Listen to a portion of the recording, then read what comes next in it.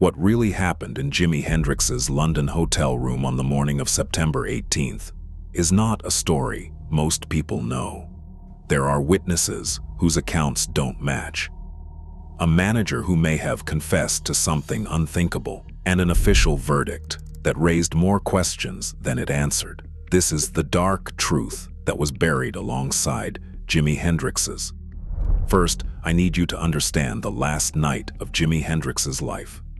That night began at Ronnie Scott's Jazz Club in London's Soho. It was September 16, 1970. He appeared on stage unannounced at a tribute concert for Eric Burdon's new band, War. Those who were there said he seemed off, stumbling through lyrics, losing the thread of songs he had played hundreds of times. He was 27 years old, and he was exhausted in a way that went deeper than touring. His management situation was in crisis. His relationship with his label was fracturing. A lawsuit filed against him in New York was draining money he didn't have. The experience had effectively dissolved the year before. He had been working on what would become first rays of the new rising sun, recording in fragments, unhappy with the results, feeling the pressure of expectations that had become impossible to meet. After Ronnie Scott's, he attended a party. He was seen with Monika Dannemann, a German ice skating instructor he had met in Dusseldorf in 1969 and maintained a relationship with across long absences. She had taken a flat at the Samarkand Hotel on Lansdowne Crescent in Notting Hill. In the early hours of September 18th, they returned there together. What happened inside that flat between roughly 3 a.m. and 11 a.m. when the ambulance was finally called is the question that has never been fully resolved. Dannemann said she made him a tuna sandwich, and they talked until dawn. At around 7 a.m., she said, she went out to buy cigarettes. When she returned, Hendrix was asleep. She took a sleeping pill herself and went to bed beside him. When she woke, she placed the time at around 10:20 a.m. She could not rouse him. She called Eric Burdon first. Not an ambulance. Eric Burdon. It was Burdon who eventually told her to call for help. The ambulance arrived at 11:27 a.m. By then, Jimi Hendrix had been unreachable for an unknown number of hours. He was pronounced dead on arrival at St. Mary Abbott's Hospital in Kensington. The cause? Asphyxiation on vomit, in combination with barbiturate intoxication. He had taken 9 Vesparax sleeping tablets, a brand not commonly prescribed in Britain, but available in Germany, where Dannemann was from. The recommended dose was half a tablet. Hendrix had taken 18 times that amount. What the ambulance crew said next is where the official story begins to crack. The 2 paramedics who attended the scene gave accounts that differed significantly from Dannemann's version. They said Hendrix appeared to have been dead for some time before they arrived, that the scene did not match the timeline she had described.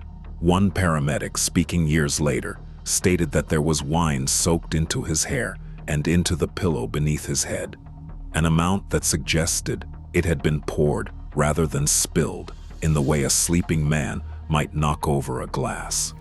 Dannemann claimed she was present throughout the morning and had been monitoring him through the night.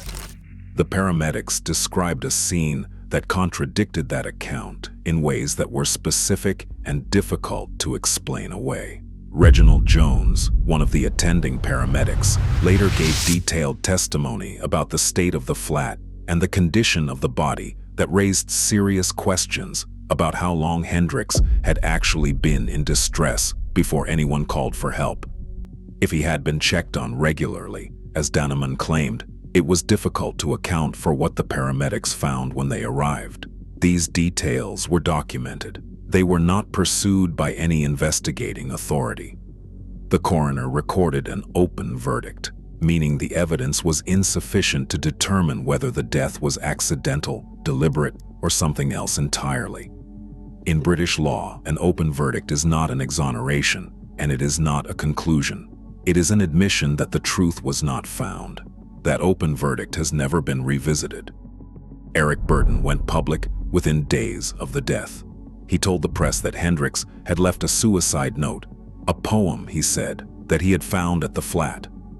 He read portions of it aloud in interviews and described it as a deliberate farewell. The poem was real. It existed.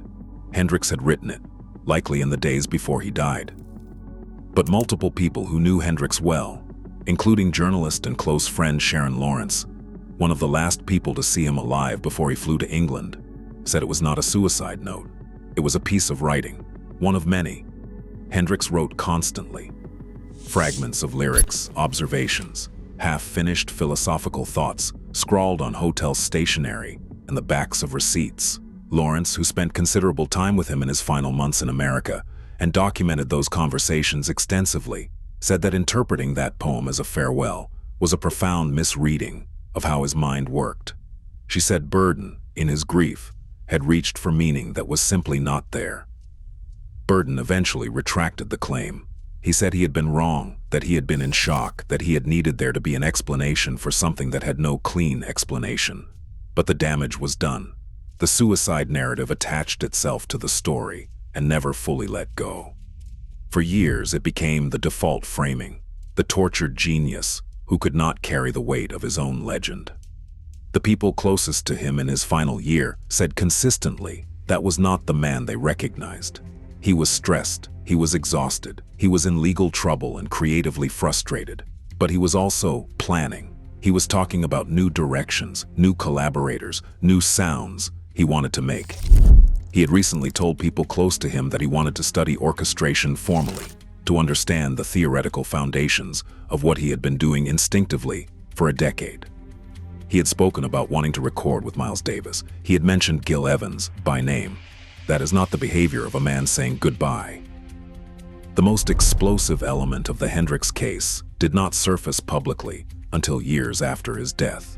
Michael Jeffrey was Hendrix's manager, the man who had guided his career since the beginning, who had negotiated the deals, who had structured the contracts in ways that left Hendrix perpetually short of money, despite earning sums that should have made him wealthy many times over. Before managing Hendrix, Jeffrey had worked as a club owner in Newcastle and had connections that people who knew him described carefully as going beyond the music business. Jeffrey had taken out a life insurance policy on Hendrix worth $2 million. In the music industry of 1970, that was an extraordinary and unusual sum for a manager to hold on a client. But what came next was something else entirely. In March 1973, Michael Jeffrey boarded Iberia Flight 504 from Malaga to London. The plane collided mid-air with a Spanish Air Force training aircraft over Nantes, France. All 68 people aboard were killed. Jeffrey was among them. But before that flight, according to a fellow music industry figure named John Hillman, Jeffrey had made a confession. Hillman claimed that Jeffrey told him, in plain terms, that he had arranged for Hendrix to be killed, that he had given the order for Hendrix to be force-fed the sleeping tablets and wine while he was already unconscious or incapacitated. The motive, Hillman suggested Jeffrey implied, was the insurance payout, combined with the fact that Hendrix had been actively moving to dismiss him. Hendrix had consulted lawyers about terminating Jeffrey's management contract in the weeks before his death. A live Hendrix, with new representation, was worth considerably less to Jeffrey than a dead Hendrix with a $2 million policy maturing immediately. Hillman's account was not given to police. It was not submitted to any court. It surfaced in interviews and books years later, unverifiable, uncontested, and impossible to resolve because the man who allegedly made the confession died in a plane crash 6 months after Hendrix did. No charge was ever filed. No formal investigation was ever opened. The coroner's open verdict remained the official position, and officially, it still does. Monica Danneman lived with the story for the rest of her life and changed it repeatedly, with each retelling. Over the course of 25 years, she gave at least 3 substantially different accounts of what happened that night at the Samarkand Hotel. The timeline shifted. Details appeared and disappeared. Her role in events changed, depending on which account she was giving and to whom. She wrote a book titled The Inner World of Jimi Hendrix, published in 1995. which presented her version of their relationship and of his final hours. She maintained until the end that she and Hendrix had been formally engaged, a claim disputed by multiple people who were close to him. Kathy Etchingham, Hendrix's long-term girlfriend during his London years between 1966 and 1969, the woman for whom he wrote the riff that became Little Wing, who became a fierce protector of his memory, took Danneman to court over her public statements. In 1996, a British court found that Danneman had made demonstrably false statements about both Hendrix and Etchingham. 2 weeks after that ruling was handed down, Monica Danneman was found dead in her car in Seaford, East Sussex. Carbon monoxide poisoning. Her death was ruled a suicide. She was 50 years old. The last known person to see Jimi Hendrix alive died without ever giving a final, consistent account of what she had witnessed that morning. 5 months after Hendrix died, Devon Wilson fell from a window at the Chelsea Hotel in New York. Devon, whose real name was Ida Mae Wilson, had been one of his closest companions in his final years, a constant presence in his inner circle during the period when that circle was at its most turbulent. She was not a peripheral figure. She traveled with him, understood his world from the inside, and was present at moments that more celebrated names were not privy to. Her death was ruled accidental. She was 26 years old. No serious investigation followed. The Chelsea Hotel had absorbed too many dark stories by that point to make space for one more. She has no memorial, no pavilion, no headstone that strangers photograph and leave tokens beside. She is a footnote in someone else's story, which is perhaps the most honest summary of how that industry treated the women who moved through it. While the mystery of Hendrix's death played out in the press, a quieter war was being fought over what he had left behind.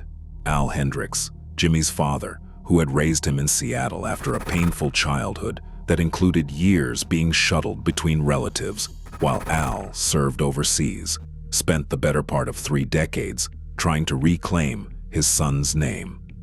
The original contracts, negotiated without adequate legal representation, had stripped Hendrix of enormous portions of his own rights before he had any real understanding of how the industry worked. Publishers, managers, and record companies had locked in terms that continued generating income for them long after Hendrix was no longer alive to challenge them.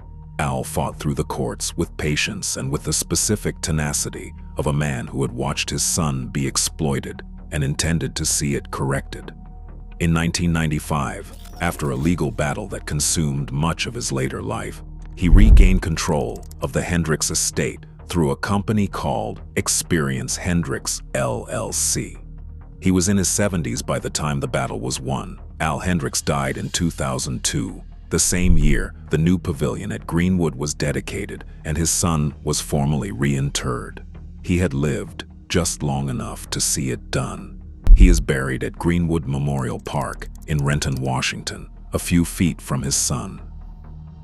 The 3 men who stood beside Hendrix on every stage of the original Experience are all gone now.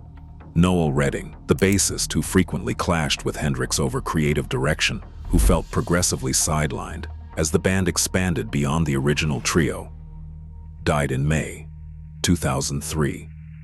He was found at his home in Ardfield, County Cork, Ireland, where he had lived quietly for many years, far from the industry that had made him briefly famous and compensated him poorly. He was 57 years old. A long-running legal dispute over unpaid royalties from the Experience years had consumed significant portions of his later life. He settled out of court and never spoke publicly about the terms. He is buried in the local churchyard in Ardfield, a long way, in every measurable sense, from the stages he once shared. Mitch Mitchell, the drummer, the most technically accomplished member of the trio, the man whose jazz-influenced playing gave the Experience its extraordinary rhythmic elasticity, died in October 2008. He was found in his hotel room in Portland, Oregon, while on a tribute tour, marking the anniversary of Hendrix's death. He was 62 years old. His ashes were scattered There is no grave to visit. Chess Chandler, the former animal who discovered Hendrix performing at the Café Wa in Greenwich Village in 1966, who flew him to London on instinct and a handshake, who produced Are You Experienced and built the conditions in which Jimi Hendrix became what he became, died in July 1996. He was 57 years old. He was cremated. His ashes were scattered in the North Sea, off the Northumberland coast, not far from where he had grown up. The men who built the platform for the sound are gone. The sound is unchanged. In 2002, Jimi Hendrix was moved. His original grave at Greenwood had been a simple, flat stone marker, modest, easy to walk past, if you were not already looking for it. After Experience, Hendrix, LLC regained control of the estate. Plans were made for something more permanent and more proportionate to what he had meant. A large open-air granite pavilion was constructed at Greenwood Memorial Park, funded in part by a legal settlement reached with a former business associate of the estate. On November 27, 2002, what would have been Hendrix's 60th birthday, the pavilion was formally dedicated in a ceremony attended by family and by musicians who had known him. Jimi Hendrix was reinterred beneath it, alongside other members of the Hendrix family.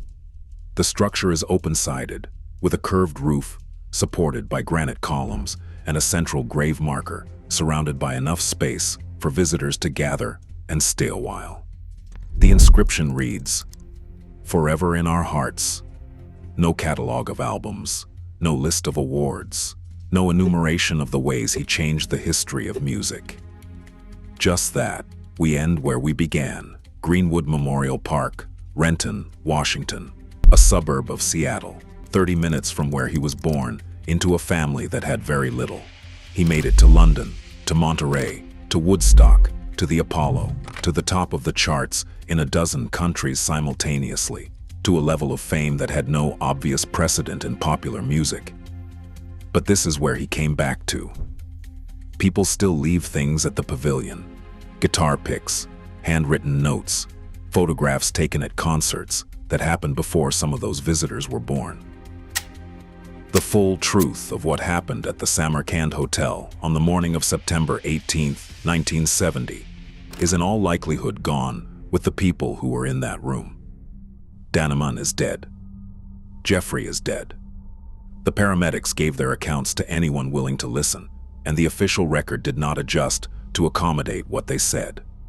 What we are left with is an open verdict, a second-hand confession from a man who died in a plane crash, a retracted suicide note, and a timeline that has never held together under any serious examination. The institutions that were supposed to find the truth moved on within weeks. The industry that had profited from him moved on even faster. What we know for certain is only this: the greatest electric guitarist who ever lived was 27 years old, and the story of how he died was buried almost as quickly as he was.